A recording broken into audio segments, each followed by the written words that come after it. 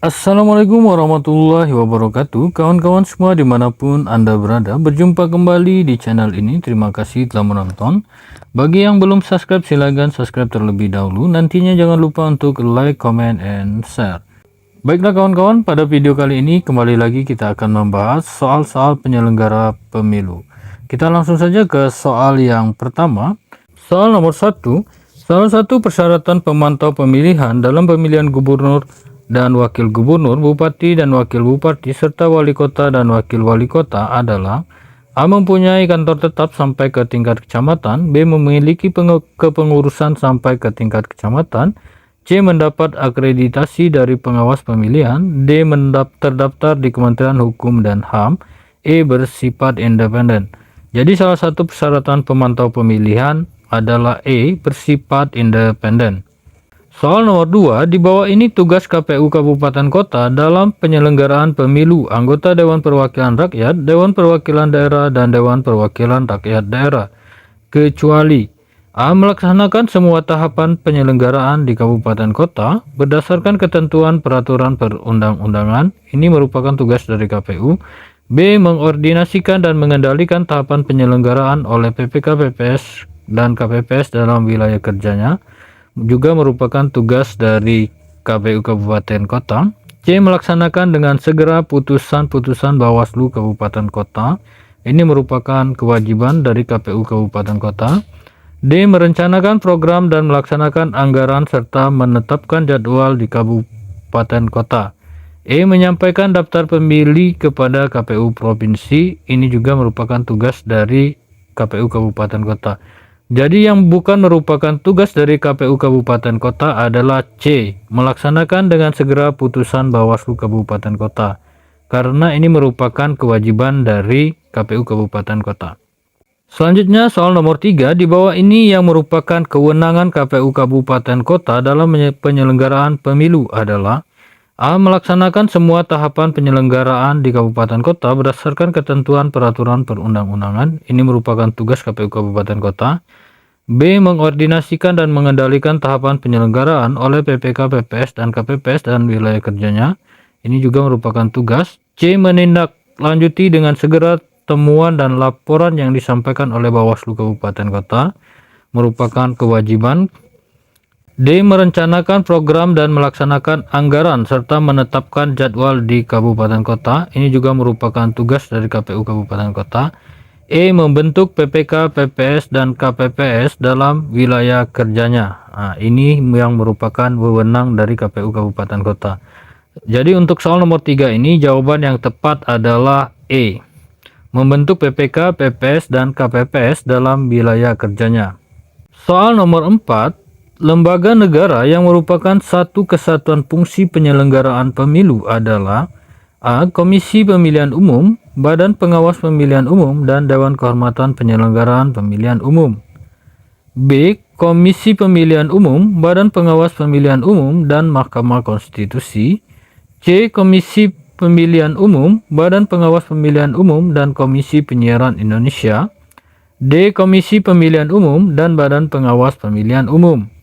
E. Badan Pengawas Pemilihan Umum, Kepolisian, dan Kejaksaan. Jadi jawaban yang tepat untuk soal nomor 4 ini adalah A.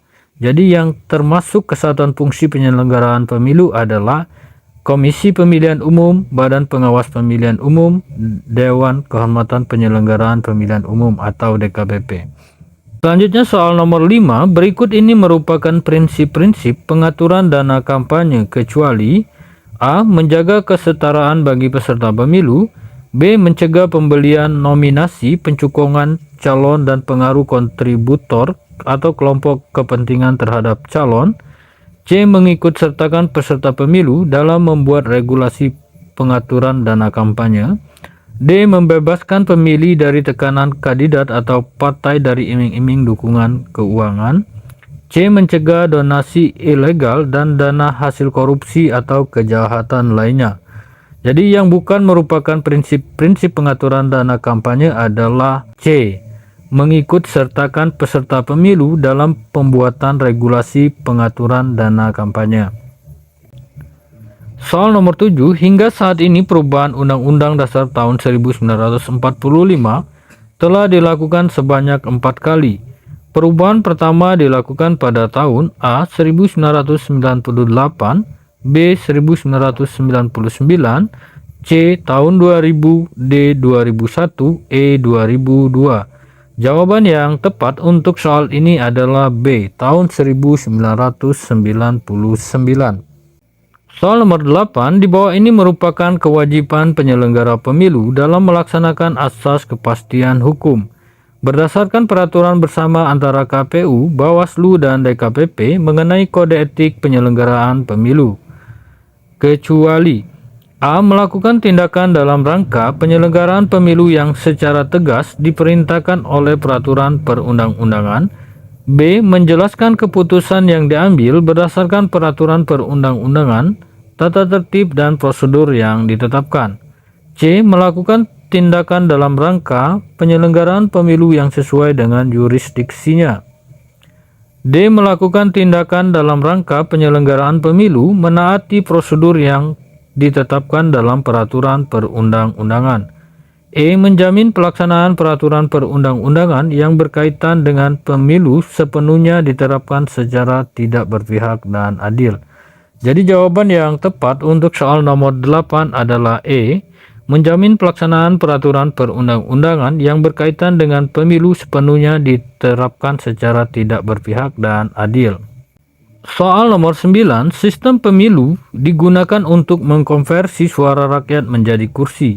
Setiap sistem pemilu setidaknya memerlukan 5 unsur, yaitu kecuali A. Besaran dapil distrik magnitude dan ambang batas threshold. B. Formula pembagian kursi dan penentuan calon terpilih. C. Pola pencalonan. D. Model penyuaraan. E. Sistem kepartaian. Jadi jawaban yang tepat untuk soal nomor 9 ini adalah sistem kepartaian. Selanjutnya soal nomor 10, pengawas pemilu meneruskan laporan pelanggaran administrasi pemilu kepada KPU, KPU Provinsi, dan KPU Kabupaten Kota. Yang dimaksud dengan pelanggaran administrasi pemilu adalah A. Pelanggaran terhadap pelaksanaan tahapan penyelenggaraan pemilu. B. Pelanggaran terhadap ketentuan pidana pemilu yang diatur dalam undang-undang pemilu yang penyelesaiannya dilaksanakan melalui pengadilan dalam lingkungan peradilan umum. C. Pelanggaran yang meliputi tata cara, prosedur, dan mekanisme yang berkaitan dengan administrasi pelaksanaan pemilihan dalam setiap tahapan penyelenggaraan pemilihan di luar tindak pidana pemilihan dan pelanggaran kode etik penyelenggaraan pemilihan. D. Pelanggaran terhadap kode etik pemilu yang telah ditetapkan oleh KPU bersama-sama dengan Bawaslu. E. Pelanggaran pemilu yang penanganan dan penyelesaiannya dilakukan oleh Peradilan Tata Usaha Negara. Jadi jawaban yang tepat untuk soal ini adalah C. Pelanggaran administrasi, yaitu pelanggaran yang meliputi tata cara, prosedur, dan mekanisme yang berkaitan dengan administrasi pelaksanaan pemilihan dalam setiap tahapan penyelenggaraan pemilihan di luar tindak pidana pemilihan dan pelanggaran kode etik penyelenggara pemilihan. Selanjutnya soal nomor 11, menurut Undang-Undang tahun 1945, gubernur, wali kota, dan bupati dipilih secara A. Demokratis melalui mekanisme internal partai politik. B. Aklamasi oleh Dewan Perwakilan Rakyat Daerah. C. Langsung oleh rakyat. D. Penetapan presiden. E. Demokratis. Jadi pada soal ini ada jawaban yang benar, itu ada 2, yaitu langsung oleh rakyat, kemudian yang E. Demokratis. Tapi kita harus memilih jawaban yang paling benar dan paling tepat. Jadi jawaban yang paling tepat itu adalah demokratis. Jadi untuk jawaban soal nomor 11 adalah E. Soal nomor 12, idealnya pemilu berfungsi sebagai 1. Mekanisme seleksi pemimpin. 2. Sarana penilaian prestasi pemerintah dan pertanggungjawaban kepada rakyat. 3. Prosedur penggantian kepemimpinan dan resolusi konflik secara damai. 4. Indikator untuk mengetahui peta kekuatan politik. 5. Saluran akses ke kekuasaan. Agar pemilu dapat terwujud secara ideal, dibutuhkan beberapa persyaratan. Di bawah ini yang bukan merupakan persyaratan dalam mewujudkan pemilu yang ideal adalah A. Adanya kebebasan untuk mengetahui dan memperbincangkan pilihan. B. Adanya pemerataan bobot suara semua rakyat. C. Adanya lembaga pengawas pemilu yang mandiri. D. Adanya kebebasan untuk memilih. E. Adanya prosedur pencoblosan dan penghitungan surat suara serta pelaporan hasil penghitungan suara secara akurat. Jadi yang bukan merupakan persyaratan dalam mewujudkan pemilu yang ideal adalah A. Adanya kebebasan untuk mengetahui dan memperbincangkan pilihan. Soal nomor 13. 1. Keterlibatan aparatur sipil negara dan TNI Polri. 2. Keikutsertaan pejabat negara yang telah mengajukan izin cuti kampanye. 3. Penggunaan program dan anggaran pemerintah daerah untuk kegiatan kampanye. 4. Keterlibatan tokoh masyarakat dan ketua organisasi sosial. Yang merupakan tindak pidana pemilihan adalah sebagaimana dalam angka A1 dan 3, B2 dan 3, C3 dan 4, D1 dan 3, E2 dan 4. Kita simak soalnya. Keterlibatan aparatur sipil negara dan TNI ini tindak pidana. 2. Keikutan serta pejabat negara yang telah mengajukan izin cuti kampanye bukan. 3. Penggunaan program dan anggaran pemerintah daerah untuk kegiatan kampanye ini merupakan tindakan pidana pemilu. 4. Keterlibatan tokoh masyarakat dan ketua organisasi sosial ini bukan. Jadi jawaban yang tepat untuk soal ini adalah 1 dan 3. Jadi jawaban yang 1 dan 3 adalah D. Selanjutnya soal nomor 14. Asas pemilihan umum menurut pasal 22E Undang-Undang tahun 1945 adalah berikut ini kecuali A. Adil, B. Terbuka, C. Bebas, D. Langsung, E. Rahasia. Jadi jawaban yang tepat untuk soal ini adalah B. Terbuka. Terbuka bukan merupakan asas pemilihan menurut pasal 22E Undang-Undang Dasar tahun 1945. Soal nomor 15. Dalam hal partai politik atau gabungan partai politik menarik calonnya atau calonnya mengundurkan diri, maka A. Partai politik atau gabungan partai politik yang mencalonkan dapat mengusulkan calon pengganti. B. Partai politik atau gabungan partai politik yang mencalonkan tidak dapat mengusulkan calon pengganti. C. Partai politik atau gabungan partai politik yang mencalonkan didiskualifikasi.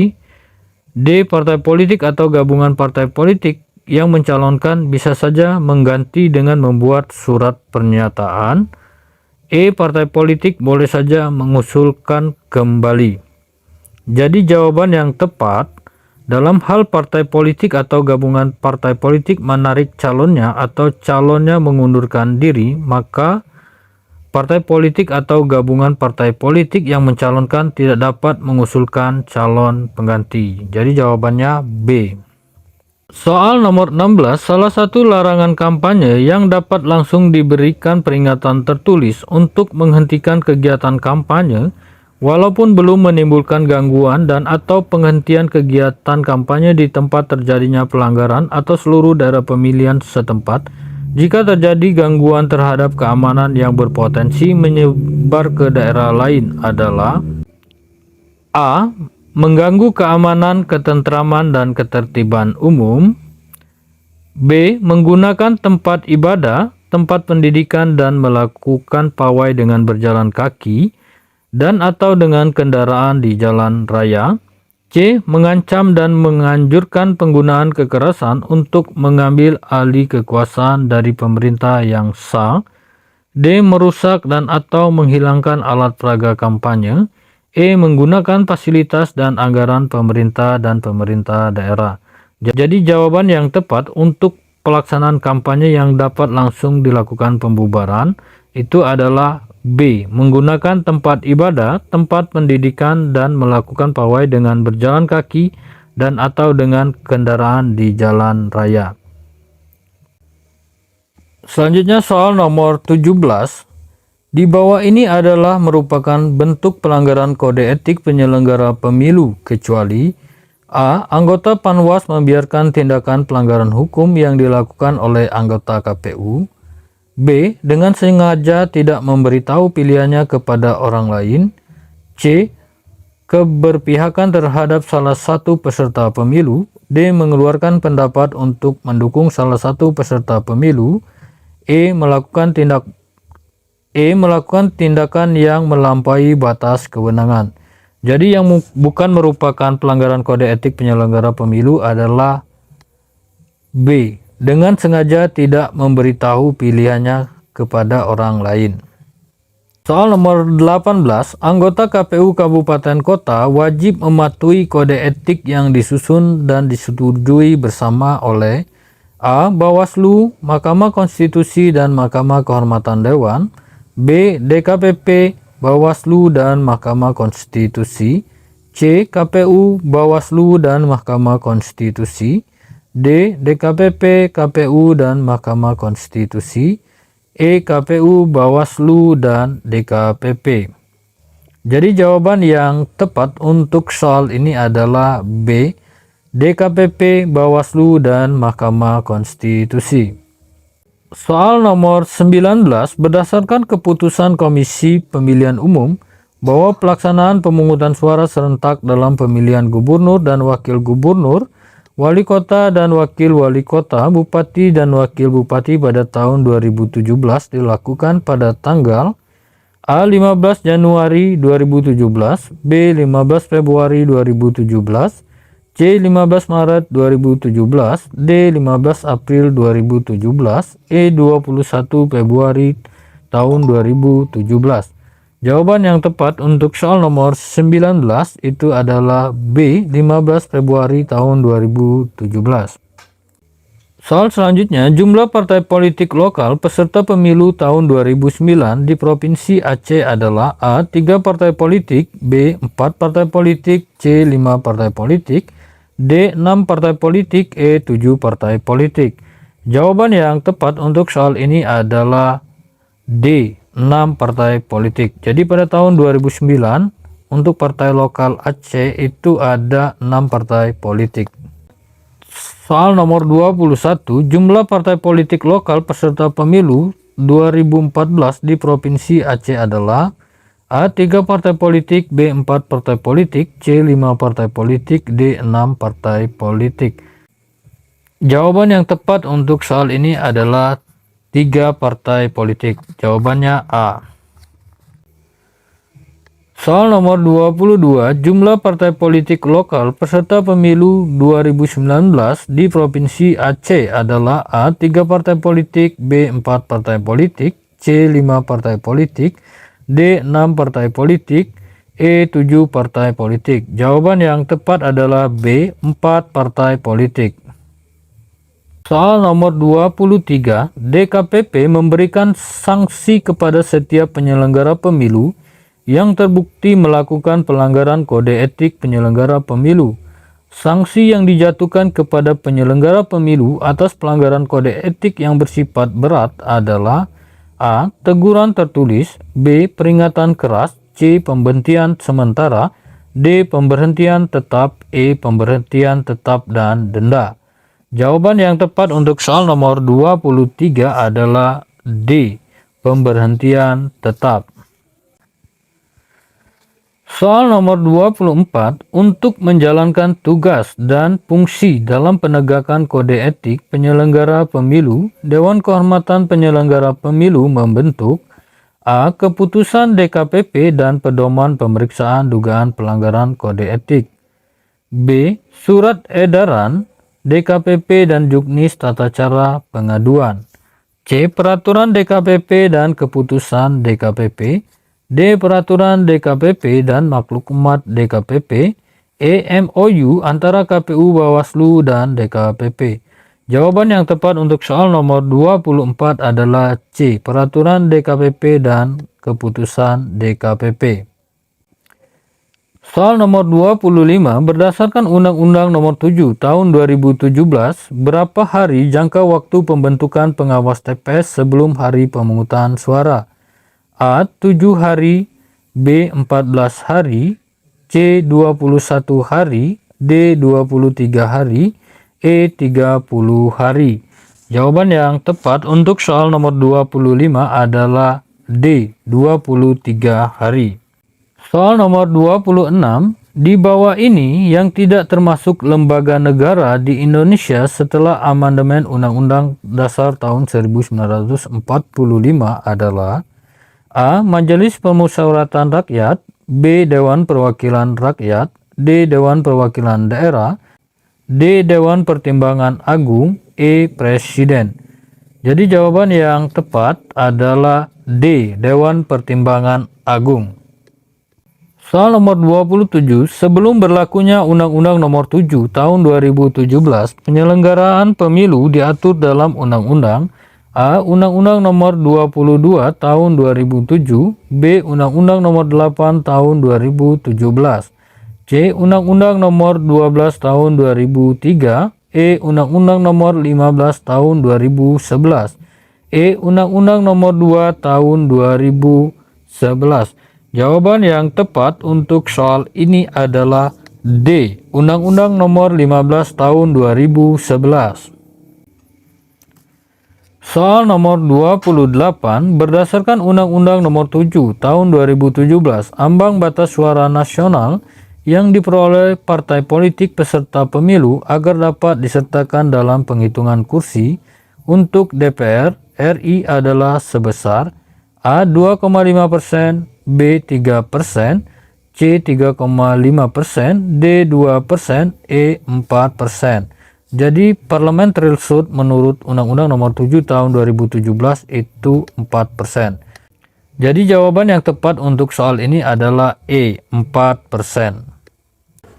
Soal nomor 29, keterwakilan perempuan sekurang-kurangnya 30% dalam pencalonan sebagai anggota DPR dan DPRD untuk pertama kalinya diterapkan pada pemilu A. 1997, B. 1999, C. 2004, D. 2009, E. 2014. Jadi jawaban yang tepat untuk soal ini itu C. 2004. Soal nomor 30 berikut ini merupakan pernyataan yang salah dalam pelaksanaan kampanye. A. Materi kampanye calon wajib menyampaikan visi dan misi yang disusun berdasarkan rencana pembangunan jangka panjang daerah provinsi dan rencana pembangunan jangka panjang daerah kabupaten kota secara lisan maupun tertulis kepada masyarakat. B. Pemasangan alat peraga kampanye pada tempat yang menjadi milik perseorangan atau badan swasta tak perlu atas seizin pemilik tempat tersebut. C. Calon gubernur, bupati atau wali kota berhak untuk mendapatkan dukungan dan fasilitas maupun informasi dan data yang sama dan setara dari pemerintah daerah sesuai dengan ketentuan peraturan perundang-undangan. D. Menyampaikan materi kampanye dilakukan dengan cara yang sopan, tertib, dan bersifat edukatif. E. KPU Provinsi dan KPU Kabupaten Kota berkoordinasi dengan pemerintah daerah untuk menetapkan lokasi pemasangan alat peraga untuk keperluan kampanye. Jadi pernyataan yang salah adalah B. Pemasangan alat peraga kampanye pada tempat yang menjadi milik perseorangan atau badan swasta tak perlu atas seizin pemilik tempat tersebut. Jadi untuk pemasangan alat peraga kampanye di milik perseorangan atau badan swasta ini itu harus mendapat izin dari pemiliknya. Soal nomor 31, lembaga apakah yang melaksanakan audit laporan dana kampanye? A. KPK, B. BPK, C. BPKP, D. PPATK, E. Kantor Akuntan Publik. Jadi jawaban yang tepat untuk soal nomor 31 adalah E. Kantor Akuntan Publik. Soal nomor 32, pemilu untuk memilih anggota Dewan Perwakilan Daerah dilaksanakan dengan sistem A. Distrik berwakil banyak, B. Proporsional terbuka, C. First past the post, D. Suara terbanyak, E. Proporsional. Jadi jawaban yang tepat untuk soal nomor 32 ini adalah A, distrik berwakil banyak.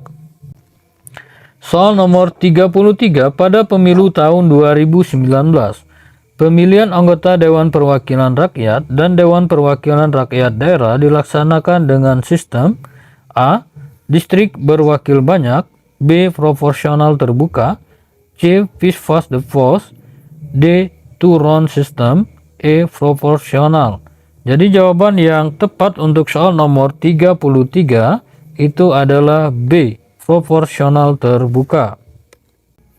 Selanjutnya soal nomor 35, dalam hal penyelenggaraan seluruh tahapan pemilu, KPU RI memberikan laporan kepada A, Presiden, B, DPR dan MPR, C, DPR dan DPD, D, DPR dan Presiden, E, Mahkamah Konstitusi.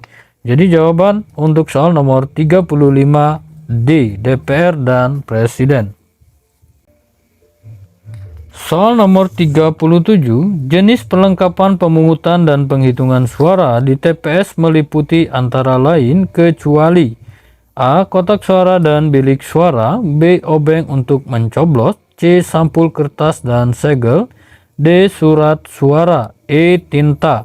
Jadi jawaban yang tepat untuk soal ini adalah B, obeng untuk mencoblos. Ini bukan merupakan perlengkapan pemungutan dan penghitungan suara di TPS. Soal nomor 38, peserta pemilihan dalam hal ini pasangan calon dapat diperbolehkan melaksanakan kampanye pada waktu A, 14 hari sebelum dimulainya masa tenang, B, 21 hari sebelum dimulainya masa tenang, C, 5 bulan sebelum hari dan tanggal pemungutan suara, D, sejak ditetapkan sebagai pasangan calon hingga dimulai hari tenang, E, 3 hari sejak penetapan pasangan calon hingga dimulai masa tenang. Jawaban yang tepat untuk soal ini adalah E, 3 hari sejak penetapan pasangan calon hingga dimulai masa tenang.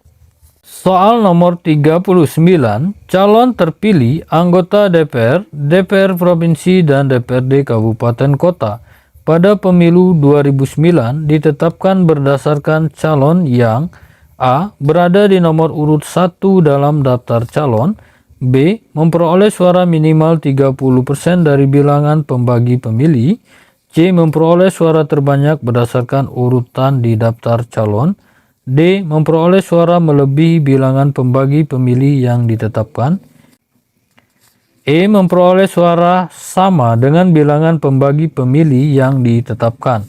Jawaban yang tepat untuk soal ini adalah C, memperoleh suara terbanyak berdasarkan urutan di daftar calon. Soal nomor 40, tahapan penyelenggaraan pemilu dimulai paling lambat ... bulan sebelum hari pemungutan suara. A, 24, B, 22, C, 20, D, 18, E, 12. Jawaban yang tepat untuk soal ini adalah C, 20. Jadi tahapan penyelenggaraan pemilu itu dimulai paling lambat 20 bulan sebelum hari pemungutan suara. Selanjutnya soal nomor 41, calon yang diusulkan partai politik dan atau gabungan partai politik dan calon perseorangan dilarang menerima sumbangan atau bantuan lain untuk kampanye yang berasal dari kecuali, artinya yang tidak dilarang. A, negara asing, lembaga swasta asing, lembaga swadaya masyarakat asing, dan warga negara asing. B, penyumbang atau pemberi bantuan yang tidak jelas identitasnya. C, pemerintahan dan pemerintah daerah. D, badan usaha milik negara, badan usaha milik daerah, dan badan usaha milik desa atau sebutan lain. E, perusahaan swasta nasional. Jadi jawaban yang tepat untuk soal nomor 41 adalah E, perusahaan swasta nasional. Jadi perusahaan swasta nasional ini diperbolehkan untuk memberi sumbangan atau bantuan. Soal nomor 42, hari yang dimaksud dalam penanganan pelanggaran pemilihan adalah A, Hari Nasional, B, hari kalender, C. hari khusus, D. hari kerja, E. hari libur. Jawaban yang tepat untuk soal ini adalah B. hari kalender. Kita lanjut ke soal nomor 43. Hari yang dimaksud dalam penanganan pelanggaran pemilu adalah A. hari nasional, B. hari kalender, C. hari khusus, D. hari kerja, E. hari libur. Jadi jawaban yang tepat untuk soal nomor 43 adalah D. hari kerja. Jadi kawan-kawan harus bisa membedakan penanganan pelanggaran pemilihan dan penanganan pelanggaran pemilu. Jadi kalau untuk penanganan pelanggaran pemilihan itu hari kalender, sedangkan untuk penanganan pelanggaran pemilu itu hari kerja. Kita lanjut ke soal nomor 44. Berdasarkan Undang-Undang Nomor 10 Tahun 2016, permohonan kasasi sengketa tata usaha negara pemilihan dapat dilakukan ke Mahkamah Agung sejak dibacakan putusan Pengadilan Tinggi Tata Usaha Negara dalam waktu A. paling lama 7 hari, B. paling lama 6 hari, C. paling lama 5 hari, D. paling lama 4 hari, E. paling lama 3 hari. Jawaban yang tepat untuk soal ini adalah E. paling lama 3 hari. Soal nomor 45. DKPP yang berwenang menjatuhkan sanksi etik terhadap penyelenggaraan pemilu memiliki keanggotaan terdiri atas A. 1 ketua merangkap anggota dan 4 anggota, B. 1 ketua merangkap anggota dan 5 anggota, C. 1 ketua merangkap anggota dan 6 anggota, D. 1 ketua merangkap anggota dan 4 anggota ditambah anggota di tingkat provinsi, E. 1 ketua merangkap anggota dan 1 wakil ketua merangkap anggota dan 5 anggota. Jawaban yang tepat untuk soal nomor 45 adalah C. 1 ketua merangkap anggota dan 6 anggota. Jadi jumlahnya ada 7 orang. Soal nomor 46. Ketua DKPP dipilih dari dan oleh anggota DKPP melalui rapat pemilihan ketua DKPP yang dipimpin oleh A. anggota tertua, B. anggota termuda, C. anggota tertua dan termuda, D. salah satu anggota dari 7 anggota, E. Kementerian Dalam Negeri. Jawaban yang tepat untuk soal ini adalah C. anggota tertua dan termuda. Soal nomor 47. Daerah pemilihan untuk anggota DPR Kabupaten Kota adalah A. desa atau kelurahan dan atau gabungan desa atau kelurahan, B. gabungan desa atau kelurahan dan kecamatan, C. kecamatan atau gabungan kecamatan, D. kabupaten atau gabungan kabupaten, E. kota atau gabungan kota. Jawaban yang tepat untuk soal nomor 47 adalah C. kecamatan atau gabungan kecamatan. Soal nomor 48. Saat ini jumlah anggota Dewan Perwakilan Daerah untuk tiap provinsi adalah A. 2 orang, B. 3 orang, C. 4 orang, D. 5 orang, E. 6 orang. Jawaban yang tepat untuk soal nomor 48 adalah C. 4 orang. Jadi anggota DPD itu setiap provinsinya ada 4 orang. Soal selanjutnya, soal nomor 49. Berikut ini adalah asas penyelenggaraan pemilu sebagaimana diatur dalam Undang-Undang Nomor 7 Tahun 2017 kecuali A. mandiri, B. tertib, C. efisien, D. kredibel, E. berkepastian hukum. Jawaban yang tepat untuk soal ini adalah D. kredibel. Soal nomor 50. Sebutkan pasal dalam Undang-Undang Nomor 10 Tahun 2008 yang digugat ke Mahkamah Konstitusi dan dikabulkan melalui putusan MK nomor 22/24/PPU/1 6/2008 sehingga mengubah penetapan calon anggota DPR dan DPRD terpilih menjadi berdasarkan urutan suara terbanyak. A. Pasal 210, B. Pasal 201, C. Pasal 214, D. Pasal 212, E. Pasal 222. Jadi jawaban yang tepat untuk soal ini adalah C. Pasal 214. Oke kawan-kawan, untuk video kali ini kita cukupkan sampai di sini terlebih dahulu. Terima kasih telah menonton. Jangan lupa untuk like, comment, and share. Terus pantau channel ini untuk pembahasan soal-soal berikutnya.